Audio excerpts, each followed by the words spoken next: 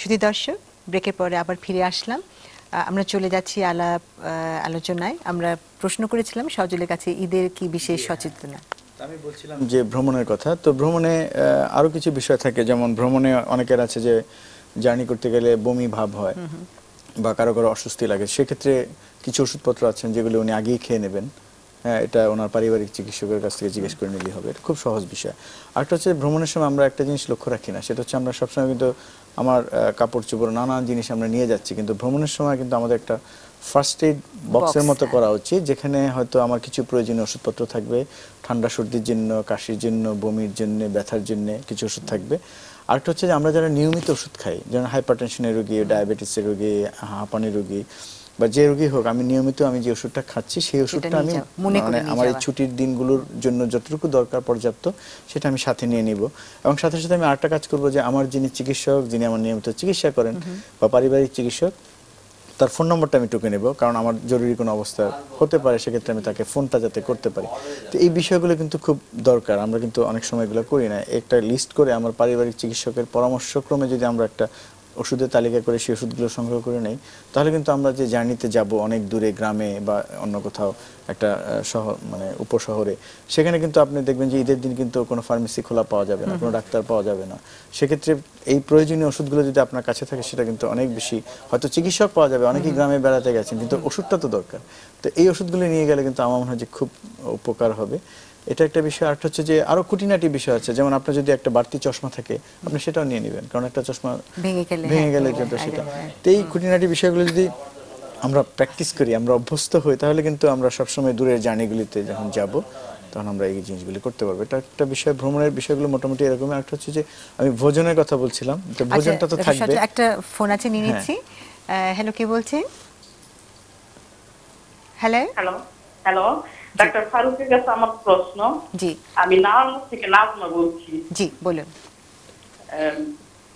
আমার যে লিভারে সমস্যা, লিভারে চর্বি আর বুকের মাঝখানে ব্যথা আর ডায়াবেটিস, কালকে থেকে আমার মানে শরীরটা কাঁপে। এই ব্যাপারে আমার করণীয় কি? ধন্যবাদ আপনাকে। আমরা একটু আগে বললাম যে আজকে আসলে আমাদের বিষয় কিন্তু রোজা এবং ঈদ সম্পর্কিত। তো আপনার যে সমস্যা, এটা কিন্তু রোজা এবং ঈদের সাথে বোধহয় সম্পর্কিত নয়। তো লিভারের চর্বিটা তো আমরা একটু আগে আলোচনা করলাম যে এটা যদি আপনার অন্য কোনো কারণে না হয়ে থাকে, আপনার তো বলেছেন যে আপনার ডায়াবেটিস আছে, ডায়াবেটিস কিন্তু লিভারের চর্বি হওয়ার একটা অন্যতম কারণ। সুতরাং আপনার উচিত হবে আপনার ডায়াবেটিসটা সঠিকভাবে নিয়ন্ত্রণে রাখা, প্রয়োজনে ডায়াবেটিসের ওষুধপত্র খাওয়া, পাশাপাশি খাদ্যাভ্যাস এটুকু পরিবর্তন, যেটা আমি একটু আগে বলেছি যে আপনাকে পশুর চর্বি, যেগুলো গরুর মাংস, খাসির মাংস, ডিম, দুধ, এগুলো একটু অ্যাভয়েড করা, ভাত একটু কম খাওয়া, পাশাপাশি আপনাকে নিয়মিত হাঁটা বা যদি সম্ভব হয় ব্যায়াম করা, এগুলো করলে আপনার লিভারে যে চর্বি আছে সেগুলো কমে যাবে। আর পেটের উপরিভাগে যে ব্যথা হয় সেটা তো অনেক কারণে হতে পারে, তো এটা আসলে রোগী না দেখে বোধহয় এটা নিয়ে আলোচনা না করাই ভালো, কারণ একটা কারণ তো না, অনেকগুলো কারণ আছে। আপনার সাথে অন্যান্য কি উপসর্গ আছে, অন্যান্য কি সমস্যা আছে, এগুলো শুনলে হয়তো আমরা কিছু ধারণা দিতে পারতাম আপনাকে। একটা বিশেষজ্ঞের কাছে যেতে হবে অবশ্যই। এবং এটা যেহেতু আপনি বলছেন অনেকদিন থেকে আছে, যে ব্যথাটা অনেকদিন থেকে আছে, এটা ধরে নিতে পারি আমরা যে খুব খারাপ কোনো ব্যথা হওয়ার সম্ভাবনা কম। তো এটা নিয়ে আপনার দুশ্চিন্তা না ভুগে বরং কোন চিকিৎসকের শরণাপন্ন হন, তাতে বোধহয় আপনার সমস্যার সমাধান হয়ে যাবে। তো ডক্টর সজল, আপনাকে জানতে পারলাম যে কি ধরনের প্রিকশন আমাদের নেওয়া উচিত, এটা কারণ এটা তো আমরা একটা জার্নিতে আছি, আবার ফিরবো, ফেরার সময় একই ধরনের সতর্কতা কিন্তু আমাদের দরকার। তো এরপরে ফারুক ভাই, আপনার কাছে একটা প্রশ্ন আছে। ইরিটেবল বাউল সিনড্রোম একটা শব্দ, একটা টার্ম আছে গ্যাস্ট্রোএন্টারোলজিতে। তারা কিভাবে রোজার থেকে এই যে ঈদের যে খাদ্যাভ্যাসটা চেঞ্জ করবে, তারা কিভাবে নিজেদেরকে এই মানে এক্সাজারেশন অফ ডিজিজ থেকে অ্যাডজাস্ট করতে পারবে?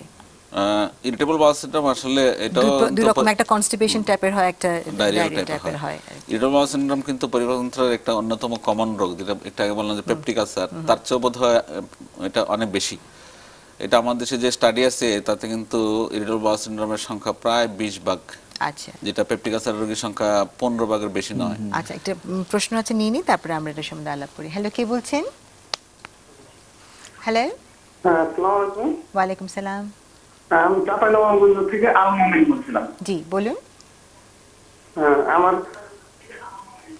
আমার বয়স হচ্ছে 21, তো আমি এখন রোজা অবস্থায় আছি, কিন্তু একটু ঠান্ডা অবস্থায় খুব হাঁচি করছে।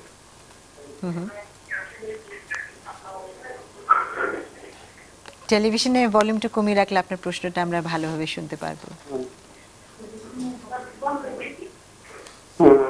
তা আমি এখন কি করতে পারি? আচ্ছা ঠিক আছে, সাথেই থাকুন। আমরা আলাপ হাঁচির সমস্যা। হাঁচির সমস্যা। রোজার সময় তো এখন তো আসলে হাঁচির সমস্যা তেমন কোনো সমস্যা না, যদিও এখন শ্রাবণ মাস, হঠাৎ করে বৃষ্টি নামছে, কেউ বৃষ্টিতে ভিজছেন, সেক্ষেত্রে সর্দি কাশি হতে পারে। তো এতদিন রোজা রাখা অবস্থায় সর্দি কাশি হলে কিন্তু সমস্যা কোনো নাই, কারণ আজকাল অনেক ওষুধ আছে যেগুলো দিনে মাত্র একবার ব্যবহার করলে 24 ঘন্টায় সেই ওষুধের কার্যকারিতা বজায় থাকে। তো সেরকম ওষুধ কিন্তু আছে, সেরকম ওষুধ যে কোনো চিকিৎসক দিতে পারেন, সেগুলো খেতে পারেন উনি। আর যদি কাশি থাকে, সাথে কাশিরও ওষুধ আছে। আমার মনে হয় যে খুব সিম্পলি যদি চিন্তা করি আমরা, অ্যান্টিহিস্টামিন জাতীয় যে কোনো ওষুধ, স্ক্রিনে হয়তো নাম বলা, ওষুধের ট্রেড নাম বলা ঠিক হবে না, কিন্তু এরকম অনেক ওষুধ আছে যেগুলো ওটিসি ড্রাগ হিসেবে, ঈদের মধ্যেও হয়তো ঈদটা ওনার সমস্যা হতে পারে, যে হাঁচির জন্য ঈদটা, তো উনি খেয়ে নিতে পারেন। খেয়ে নিলে উনি রাতে যদি খেয়ে নেন, সকালবেলা উনি ভালো থাকবেন।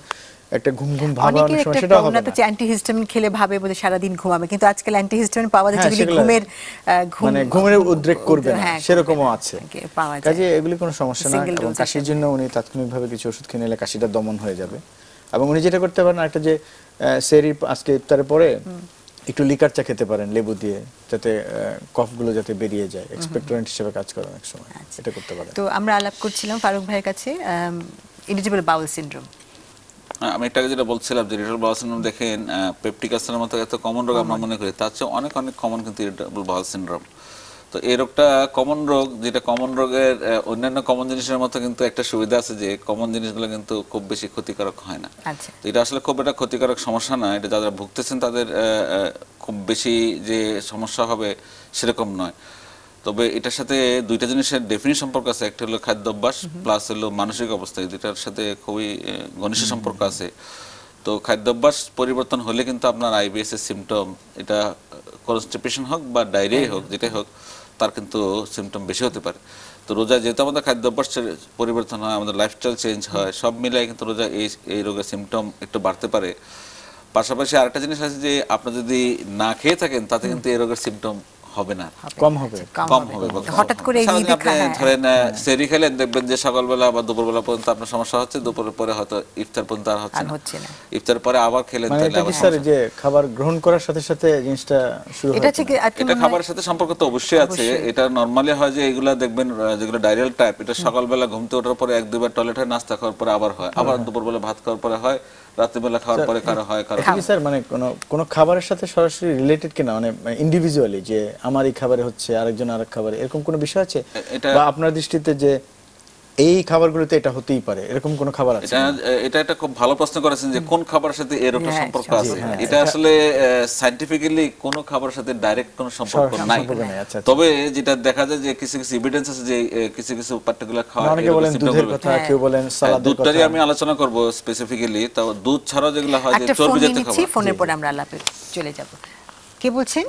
হ্যালো হ্যালো জি বলেন।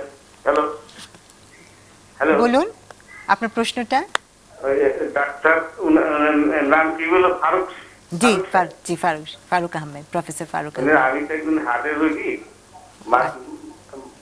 মাঝে মাঝে আমার কি হয়, এই হাঁটতে গেলে বুকটা আবার একটু ব্যথা ব্যথা করে, হ্যাঁ, আবার একটু 5 মিনিট রেস্ট নিলে আর হয় না। এই অসুবিধাটা আমি একটু জানতে চাই। আর আমি হার্টের অপারেশন, পাই সার্জারি হয়েছি, ডাক্তারের কাছে গেলে 1000-1200 টাকা লাগে। আচ্ছা ঠিক আছে, আমাদের সাথে ধন্যবাদ দর্শক শ্রোতা আপনাকে।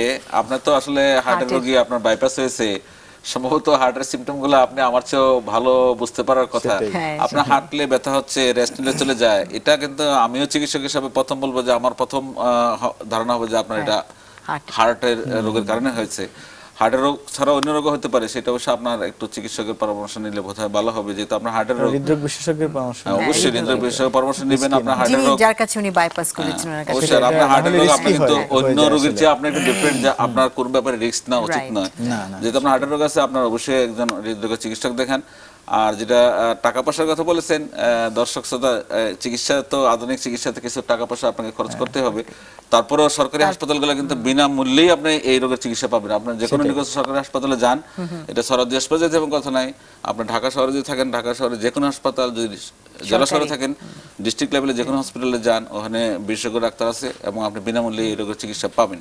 আর আরেকটা জিনিস একটু স্যারের সাথে যোগ করি, যে চিকিৎসা ব্যয়ের কথা বললেন, আমার মনে হয় যে সারা বিশ্বের সাথে যদি তুলনা করি বাংলাদেশের চিকিৎসা সবচেয়ে সস্তা চিকিৎসা।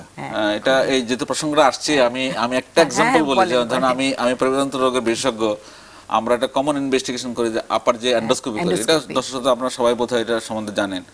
আমাদের দেশে যদি আপনি সবচেয়ে ভালো সেন্টারেও নেন তাইলেও কিন্তু এটা ১,৫০০ টাকা বেশি লাগে না, কিন্তু এটার কিন্তু ইন্টারন্যাশনাল রেট হলো প্রায় $১,২০০।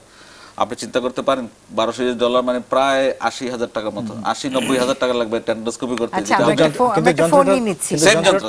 দাম কিন্তু একই যন্ত্র, এই অলিম্পাস বা হ্যালো, কে বলছেন? সেটাই, হ্যালো, আলোচনা অন্যদিকে চলে যাচ্ছে। জি বলুন। হ্যালো, জি আমি মিরপুর থেকে বলছি। যে আমার ছেলে 10 বছর বয়স, তো ওর গ্যাস্ট্রিকের প্রবলেম আছে।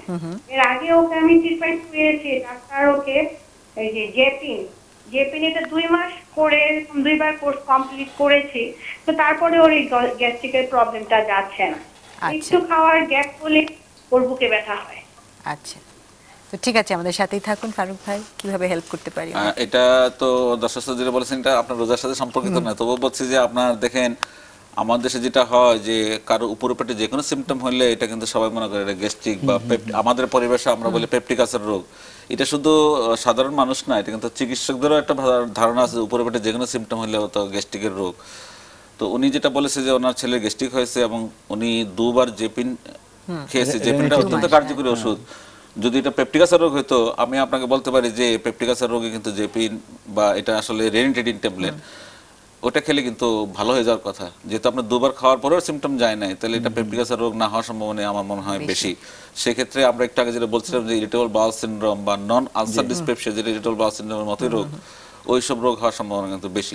সেক্ষেত্রে উনি যে চিকিৎসকের শরণাপন্ন হয়েছিলেন ওনাকে বোধহয় আরেকবার দেখালে। আপনি যে একটু আগে আইবিএস কে বলছিলাম, ওই যে খাবারের সাথে খাবারটা যেটা বলছিলাম যে খাবারের সাথে খুব ডেফিনিট সম্পর্ক আইবিএস এর নাই, তবে কিছু কিছু খাবারের সাথে আমরাও কিছু মনে করা হয় যে সম্পর্ক থাকতে পারে। তার মধ্যে আপনি যেটা বললেন দুধ নিয়ে আমি একটু পরে বলছি। সেকেন্ড হলো যে চর্বি জাতীয় খাবার দেখেন যার আইবিএস নাই তারও কিন্তু পেটে একটু সমস্যা হয়।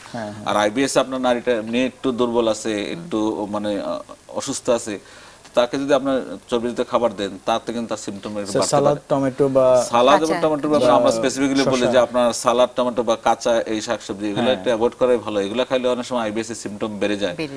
আচ্ছা স্যার, আমার একটা প্রশ্ন, যে আইবিএস এর এই সমস্যাটা কি মানে কোনো বয়সের ভেদ আছে কিনা, মানে কিশোরদের হতে পারে কিনা, কিশোর বয়সে কারো বা আরো ছোট? আইবিএস দেখেন এগুলো বয়সের সাথে আইবিএস এর খুব একটা সম্পর্ক নাই, এটা যে কোনো বয়সের মানুষ হতে পারে। তো যেটা বলা হয় যে আইবিএস কিন্তু খুব কমন রোগ, এটা কিন্তু ধরেন সাধারণ লোকজন কিন্তু এটাকে পুরাতন আমাশয় বলে। হ্যাঁ, পুরাতন আমাশয় বলে। আচ্ছা, আমরা একটা ছোট ব্রেক নিচ্ছি, ব্রেকের পরে আবার ফিরে আসবো। দর্শক মণ্ডলী, বেশ প্রাণবন্ত আলাপ হচ্ছিল খাদ্যাভ্যাস নিয়ে। আমরা একটা ছোট্ট বিরতি নিচ্ছি, বিরতির পর আবার ফিরে আসবো, সাথেই থাকুন।